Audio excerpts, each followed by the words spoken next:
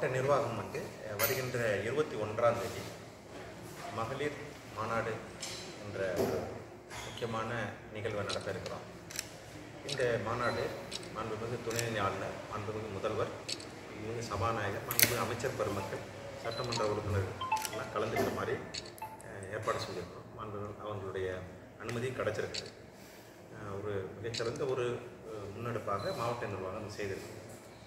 இந்த மாநாடு பெண்களினுடைய திறனை போற்றுவதற்காக, அவர்களுக்கு தேவையான பொருளாதார மேம்பாட்டு வசதிகளை செய்து கொடுப்பதற்காகவும் உள்ள ஒரு முயற்சி.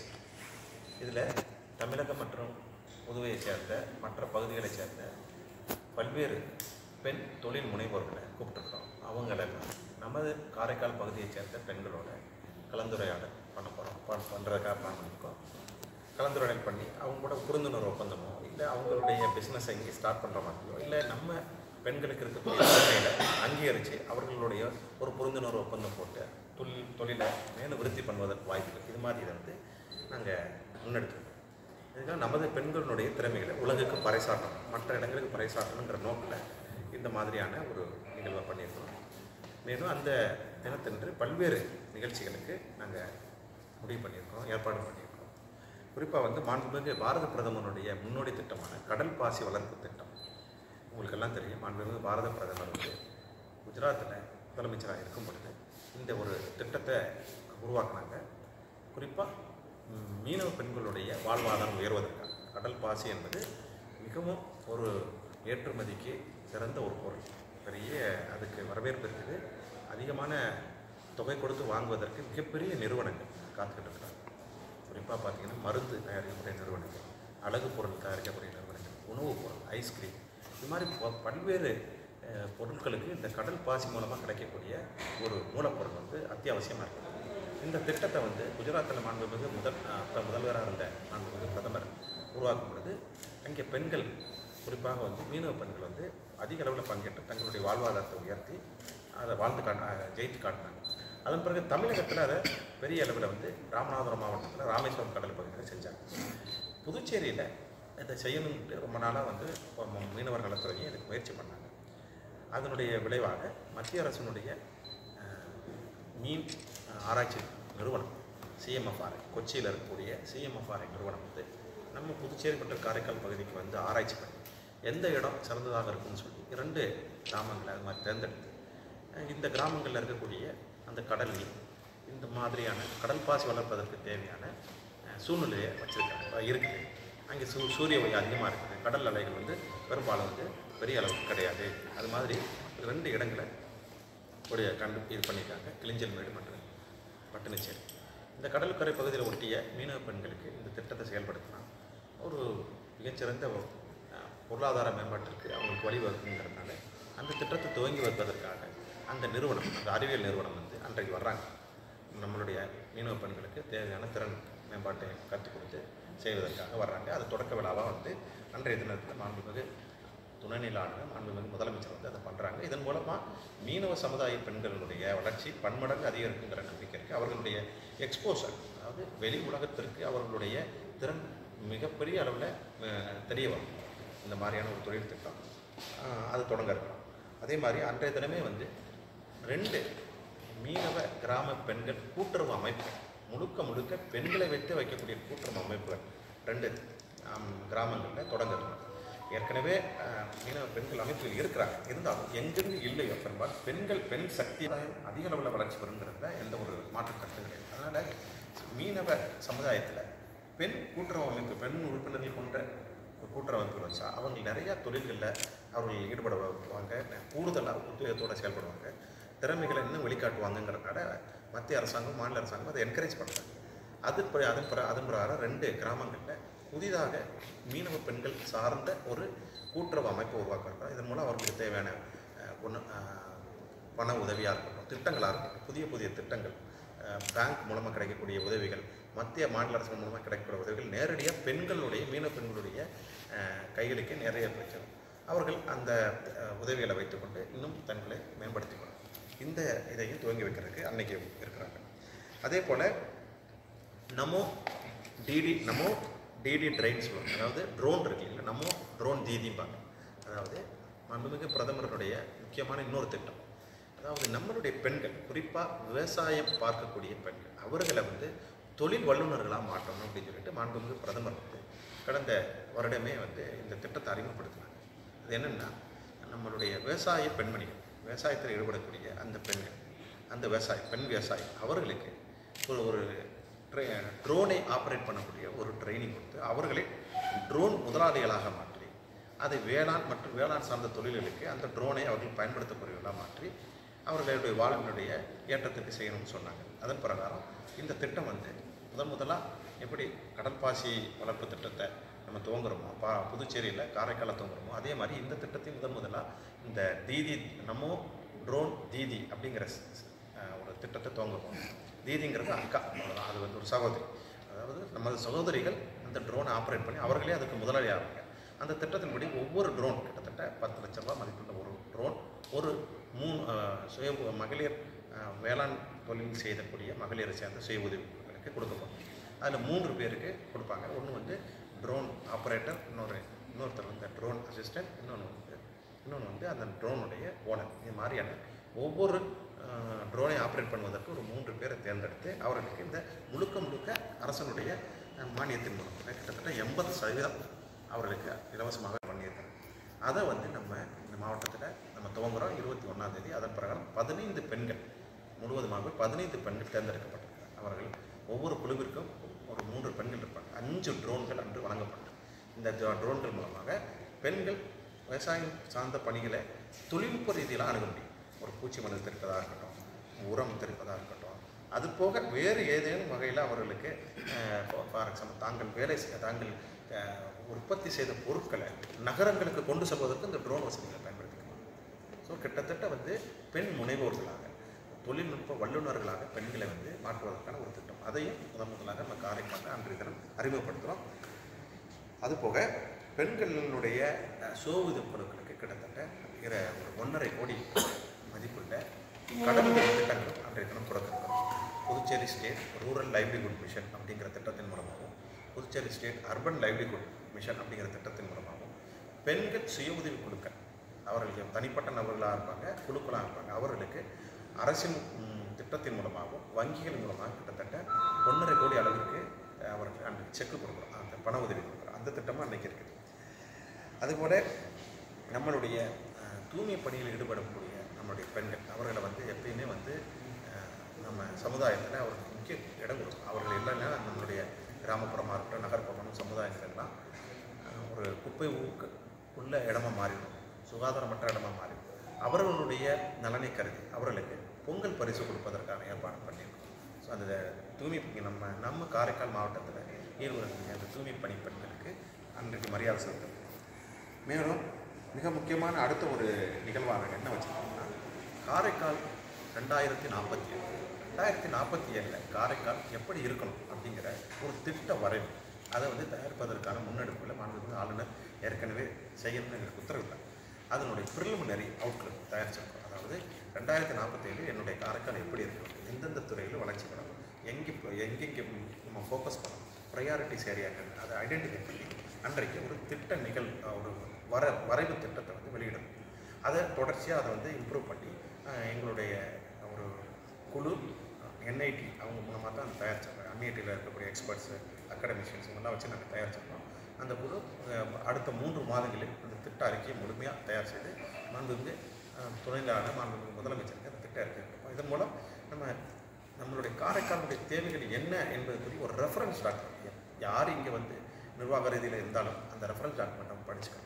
படித்து அந்த திட்டங்களை வேகப்படுத்தணும். கிட்டத்தட்ட ஒரு செல்ஃபாக ப்ராஜெக்ட். அடுத்த 5 வருஷத்துக்கு தேவையான திட்டங்கள் என்ன, ரயில்வே திட்டமாக இருக்கட்டும், வானூர்தி சம்மந்தப்பட்ட திட்டமாக இருக்கட்டும், இந்த பிள்ளைங்களுக்கு தொழில் உருவாக்கக்கூடிய தொழில் நகரங்களாக இருக்கட்டும், இல்லை கடல் சார்ந்த தொழிலை ஊக்குவிக்கக்கூடிய மையங்கள் உருவாக்குவதாக இருக்கட்டும். இது மாதிரி முக்கியமான நமது காரைக்காலினுடைய பழங்காலத்திலிருந்தே இருக்கக்கூடிய இந்த வணிக மேம்பாடு, வணிக சம்பந்தப்பட்ட அந்த நிகழ்வுகளை, வணிக சம்பந்தப்பட்ட அந்த தொழில்களை மையப்படுத்தி எப்படி காரைக்காலை ஒரு மிகச்சிறந்த ஒரு மாவட்டமாக கல்வி ரீதிகள் சமூக மற்ற குறியீடுகளில் மேற்மட்டத்துக்கு கொண்டுட்டு வரதுக்கு தேவையான ஒரு வரைவு திட்ட அறிக்கையும் அன்னைக்கு வந்து வெளியிட இருக்கும். நம்மளுக்கெல்லாம் தெரியும், நம்ம இங்கே இருக்கக்கூடிய கல்லூரி, உயர்கல்வி பயிலக்கூடிய நம்ம பிள்ளைங்களுக்கு அரசாங்கம் நிறைய உதவிகள் பண்ணியிருக்கிறாங்க. அவர்களுக்கு தேவையான கல்வி உதவித்தொகையாக இருக்கட்டும், இல்லை மற்ற கற்றல் உபகரணங்களாக இருக்கட்டும், அத்தனையுமே வந்து நம்மளுடைய அரசாங்கம் கொடுத்துக்கிட்டு இருந்த போதும் நம்ம பாண்டிச்சேரி யூனிவர்சிட்டியோட அஃபிலியேஷன் ஆகிருக்கும். அதனால் அவங்க மூலமாக உங்களுக்கு தேவையான உதவிகள் கிடைக்கும். இருந்தாலும் நமது மாவட்டத்துக்கு பக்கத்திலே ஒரு 20 கிலோமீட்டர் தள்ளி இருக்கக்கூடிய தமிழ்நாடு மத்திய பல்கலைக்கழகம், அதுவும் மத்திய அரசோட நேர கட்டுப்பாட்டில் தான். அந்த மத்திய பல்கலைக்கழகத்தில் பல்வேறு சிறப்பு வகுப்புகளாக இருக்கட்டும், இல்லை அங்கே இருக்கக்கூடிய அனுபவம் வாய்ந்த பேராசிரியர்களாக இருக்கட்டும், இல்லை அங்கே இருக்கக்கூடிய தொழில்நுட்ப உபகரணங்கள் சம்பந்தப்பட்ட லேப், அது மாதிரியான விஷயங்களாக இருக்கட்டும், இதையெல்லாம் வந்து ஒரு உலகத்தரம் வாய்ந்த ஒரு நிறுவனமாக அங்கே செயல்பட்டு வர்றாங்க. அந்த நிறுவனத்தில் ஒரு புரிந்துணர்வு ஒப்பந்தம் போடணும். இந்த புரிந்துணர்வு ஒப்பந்தம் முதலாக நான் அறிந்தவரை ஒரு மாவட்ட நிர்வாகம் மத்திய அரசு பல்கலைக்கழகத்தோட புரிந்துணர்வு ஒப்பந்தம். அந்த புரிந்துணர்வு ஒப்பந்தப்படி நமது உயர்கல்வி படிக்கக்கூடிய மாணவர்களுக்கு உதவியாக குறிப்பாக வந்து ஆசிரியர்கள் எங்கேயும் சிறப்பு ஆசிரியர்களுடைய பயிற்சி நேரடியாகவும் மற்றும் காண்பி வாயிலாகவும், மேலும் நமது குழந்தைகளுடைய படிப்புக்கு தேவையான அனுபவ பாடங்கள், அதாவது ப்ராக்டிக்கல் எக்ஸ்பீரியன்ஸ், ப்ராக்டிக்கல் பாடங்கள் அதை கற்றுக்கிற தேவையான அந்த இன்ஸ்டியூட்டுக்கு போகணும், அங்கே இருக்கக்கூடிய லேபிங், அந்த இன்ஸ்ட்ருமெண்ட்ஸை யூஸ் பண்ணணும்னா அதை உபயோகப்படுத்துவதற்கும், எப்படி மத்திய பல்கலைக்கழகத்தில் பயிலக்கூடிய மாணவர்களுக்கு உயர்கல்வி படித்து முடித்த பிறகு வேலை வாய்ப்புகளை ஏற்படுத்தி கொடுக்கிறார்கள். அந்த வேலை வாய்ப்புகள் அமெரிக்கா, ஜெர்மனி போன்ற உயர்ந்த வளர்ந்த நாடுகளில் இருக்கக்கூடிய நிறுவனங்கள் கூட அவங்க ஒப்பந்தம் போட்டிருக்காங்க. அந்த பல்கலைக்கழகத்திலிருந்து படித்து வெளிவரக்கூடிய அந்த பிள்ளைகளுக்கு அந்த மூலமாகவே அந்த நிறுவனங்களுக்கு வேலை வாய்ப்பு கொடுக்குறாங்க. அதை நமது பிள்ளைங்களுக்கு, நம்ம கல்லூரியில் படிக்கக்கூடிய பிள்ளைகளும் அமெரிக்கா, ஐரோப்பாவில் இருக்கக்கூடிய மிகச்சிறந்த நிறுவனங்களில் நேரடியாக வேலை வாய்ப்பு பயிற்சி பெறுவதற்கு அவங்க அந்த புரிந்துணர்வு ஒப்பந்தத்தை போட இருக்கிறாங்க. நம்ம காரைக்கால் பகுதியை சேர்ந்த மாணவர்கள், குறிப்பாக பெண் பிள்ளைகள், அவர்கள் அந்த பல்கலைக்கழகத்தில் தங்கி இருந்து 6 மாத பயிற்சி உட்பட ஒரு வருட பயிற்சி, குறிப்பாக வந்து மத்திய அரசு பணியாளர் தேர்வாணையம் நடக்கக்கூடிய IAS, IPS இது மாதிரி போட்டித் தேர்வில் நடத்தக்கூடிய பயிற்சிகளுக்கும் நமது பிள்ளைகளுக்கு அங்கே வாய்ப்பு கொடுக்குறாங்க. இதற்காக அவங்க எந்த ஒரு பைசாவும் அவங்கள்ட்ட நம்மகிட்ட கேட்கல. நம்ம வந்து காவேரி பகுதியை சேர்ந்தவங்க. இதில் வந்து நிலப்பரப்பில் வேணால் நம்ம வந்து இந்த புதுச்சேரி மாநிலத்தில் இருப்பதனால புதுச்சேரி யூனிவர்சிட்டியில் இருக்கிறோம். மற்றபடி மத்திய அரசனுடைய நிறுவனங்கள் அனைத்துமே வந்து அனைத்து குழந்தைகளுக்குமே சொந்தமானதாங்கிற அந்த ஒரு நல்ல எண்ணத்தில் மாண்புமிகு துணைநிலை அங்கே இருக்கக்கூடிய வைஸ் சான்சலர் ஒத்துக்கொண்டிருக்கிறாங்க. அதனுடைய புரிந்துணர்வு ஒப்பந்தம் அன்றைக்கு கேட்டாங்க. இதனுடைய இன்னொரு முக்கிய திட்டமாக அன்றைக்கு என்னென்ன பண்ணலாம், பிங்க் ஆட்டோ, முழுக்க பெண்கள் மட்டுமே ஓட்டக்கூடிய பிங்க் ஆட்டோ, அதையும் நம்ம காரைக்கால் மாவட்டத்தில் 5 பெண்களுக்கு அன்றைக்கி அறிமுகப்படுத்தலாம். இதை வந்து நம்ம புதுச்சேரி மாநிலத்தில் காரைக்கால் மாவட்டத்தில் தான் நம்ம அறிமுகப்படுத்தலாம். இதுக்கப்புறம் அவங்க புதுச்சேரியில் அறிமுகப்படுத்தலாம். பட் முதலாக நமது பகுதியில் அந்த 5 பிங்க் ஆட்டோக்கள் ஓட்டக்கூடிய டிரைவர் பெண்கள் அவங்கள தேர்ந்தெடுத்திருக்கிறோம். அவங்களுக்கு அன்றைக்கி வந்து அந்த தேர்ந்தெடுக்கக்கூடிய அந்த ஒப்புதல் சான்றிதழ் கொடுப்போம். அவர்களுக்கு தேவையான கிட்டத்தட்ட 6.5 லட்சம் ரூபாய் மதிப்புள்ள அந்த ஆட்டோ, அதை வந்து முழுக்க அரசனுடைய மானியம் மற்றும் லோன், கிட்டத்தட்ட அவங்களுக்கு வந்து ஒரு 80% 85% இலவசமாக கிடைக்கும். ஒரு 5லேருந்து 5.25 லட்சம் ரூபாய் வந்து அந்த பெண்கள் பணமே கொடுக்க தேவை. மீதம் இருக்கிற பணத்தை தான் அவங்க யூஸ் பண்ண போகிறாங்க. அந்த பெண்கள் அதை வந்து அவர்களுடைய பொருளாதார மேம்பாடு பண்ணுறதுக்காக, குறிப்பாக விவசாய பெண்கள் கூட அதை பயன்படுத்திக்கலாம்னு சொல்லியிருக்காங்க. விவசாயத்தினுடைய அவங்க அந்த பொருட்களை நகரங்களுக்கு கொண்டு வந்து விற்கிறதா இருக்கட்டும், இல்லை அங்கே இருக்கக்கூடிய பெண்களுக்கு தேவையான, இல்லை அங்கே இருக்கக்கூடிய கிராமப்புறத்தில் இருக்கக்கூடிய ஒரு மருத்துவ வசதி இல்லைன்னா நகரத்துக்கு வருவதற்கு தேவையான போக்குவரத்தை செய்வதற்கும் அவர்களுக்கு அந்த வாய்ப்புகளை கொடுப்பாங்க.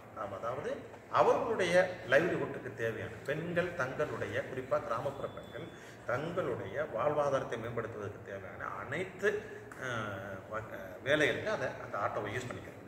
அது பயணிகளை ஏற்றுக்கொள்ளலாம், பொருட்களை ஏற்றுச்செல்லலாம், மருந்தை எடுத்துகிட்டு போகலாம், கிராமங்கள்லேருந்து நகரங்கள்லேருந்து கிராமங்களுக்கு தேவையான உதவிகளை செய்யலாம். இது மாதிரியான திட்டத்தோட 5 பெண்களுக்கு நம்ம பிங்க் ஆட்டோ அறிமுகப்படுத்தணும். இதையும் அன்றைக்கி தான் பண்ணுறோம். அதுபோக உங்களுக்கு எல்லாம் தெரியும், நம்ம காரைக்கால் மாவட்டத்தில் பல்வேறு நிறுவனங்கள், தனியார் நிறுவனங்கள், பெரு நிறுவனங்கள் எல்லாம் இயங்கி வர்றாங்க. அதோட நம்ம அரசு சார்ந்த நிறுவனங்கள் ONGC, GAIL இது போன்ற நிறுவனங்கள்லாம் நமது காரைக்கால் பகுதியில் பல காலமாக அவங்க இயங்கி வர்றாங்க. பல்வேறு வகையில் அவங்க நம்மளுக்கு உதவி புரிஞ்சிருக்கிறாங்க. இருந்த போதிலும் அரசு வந்து ஒரு திட்டம் வச்சுருக்கிறாங்க. அதாவது கார்ப்பரேட் சோஷியல் ரெஸ்பான்சிபிலிட்டி. ஒவ்வொரு பெருநிறுவனமும் தனக்கு சமூகத்துக்கு பங்களிக்கணும் அப்படிங்கிற ஒரு திட்டம் வந்து பல காலமாக இருக்குது. அதன்படி அந்த நிறுவனங்கள் ஒவ்வொரு வருடமும் இல்லை அவங்களுக்கு தேவை ஏற்படும் பட்சத்தில் அவங்க நமக்கு தேவையான பண உதவி செய்கிறாங்க. அதை வந்து சமூக கட்டமைப்புகள் உருவாக்குவதற்கோ, ஒரு பள்ளி கட்டுவதற்கோ, ஒரு பள்ளியில் டாய்லெட் உருவாக்குவதற்கோ, இல்லை சாலை வசதிகளை ஏற்படுத்தி கொடுப்பதற்கோ, ஆம்புலன்ஸ் வாங்கி கொடுப்பதற்கோ பல்வேறு வகையில் இந்த நிறுவனங்கள் உதவி பண்ணிக்கிட்டே இருக்காங்க. இருந்தப்போ நம்ம அதை ஒரு ஃபோக்கஸ்டாக பண்ணால் என்ன ஆகும் அப்படிங்கிற ஒரு முயற்சியோட மாவட்ட நிர்வாகம் அனைத்து பெருநிறுவனங்களை சார்ந்தவர்களும் தனியார் உட்பட தனியார் அரசு பெருநிறுவனங்களை கூப்பிட்டு ஒரு மீட்டிங் வச்சோம் காமராஜர் வளாகத்தில் கடந்த 2 வாரத்துக்கு.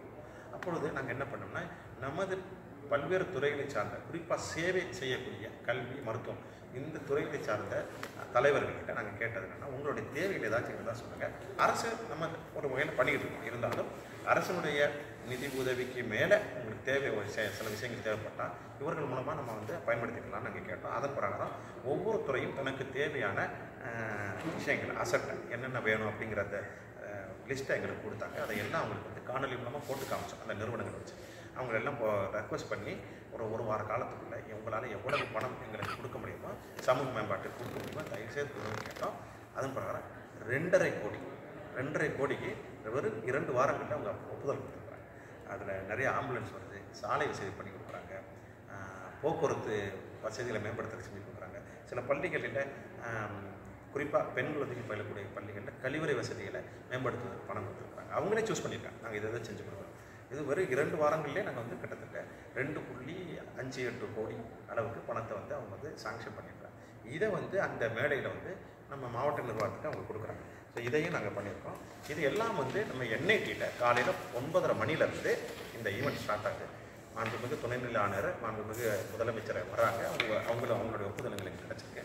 அதுபோக மாண்புமிகு சபாநாயகர், மாண்புமிகு அமைச்சர் பெருமக்களும் வருவதற்கான வாய்ப்புகளும் இருக்குது. அவங்களும் சொல்லியிருக்கிறாங்க.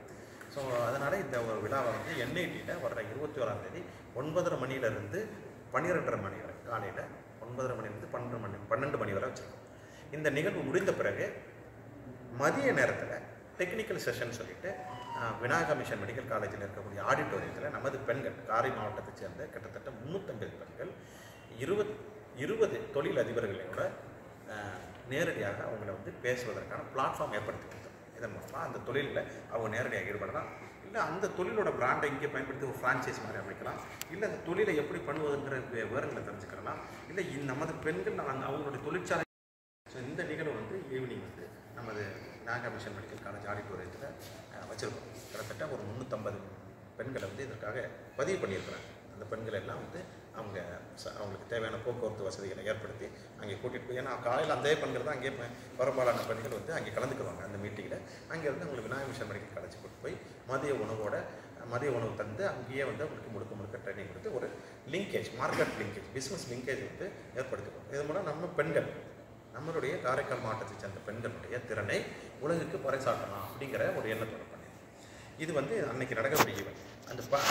அந்த நவம்பர் 21 என்பது உலக மீனவர் தினமாக இருப்பதனால இந்த ஈவெண்ட், அதாவது 12 மணிக்கு காலையில் முடித்த பிறகு, நம்ம என்ஐடியில் ஈவெண்ட் முடிஞ்ச பிறகு மாண்புமிகு துணைநிலை ஆணையர் கேபிஎல் அனைவருமே வந்து நம்மளுடைய அரசலாற்றில் இருக்கக்கூடிய அந்த பகுதியில் மீனவர்கள் சம்பந்தப்பட்ட போட் ரேஸ் அதையும் துவங்கி வைக்கிறாங்க. அதை ஃப்ளாக் ஆஃப் பண்ணிவிட்டு அவங்க கிளம்புறாங்க. ஸோ இதெல்லாம் வந்து அன்னைக்கு நடக்கக்கூடிய அந்த நிகழ்வு. இது எல்லாம் வந்து அன்றைய தினம் நம்ம நடக்குது. ஸோ இது முழுக்க பெண்களை மையப்படுத்திய ஒரு மாநாடு. ஸோ அதில் நம்மளோட எஸ்எஸ்பி மேடம் அவங்க பெண்ணாக இருக்கிறதுனால அவங்க தான் ஒரு லீடர் ரோல் அவங்களுக்கு கொடுத்துருக்குறோம். அவங்களும் அதை இன்வால்வ் பண்ணிக்கிட்டு இருக்கிறாங்க. ஸோ இந்த ஈவெண்ட்டை நல்லபடியாக நடத்துறதுக்கு உங்களுடைய ஒத்துழைப்பு கேட்குறேன்.